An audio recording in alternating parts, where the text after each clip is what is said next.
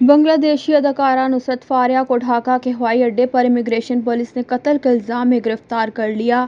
بنگلہ دیشی اداکارہ نصرت فاریہ نے شیخ مجیب الرحمان کی biopic Mujib the making of a nation میں معزز وزیراعظم شیخ حسینہ کا کردار ادا کرنے کے بعد شہرت حاصل کی تھی۔ نصرت فاریہ کے خلاف دارالحکومت کے وٹارا پولیس اسٹیشن میں درج مقدمے میں وارنٹ گرفتاری جاری کیے گئے تھے۔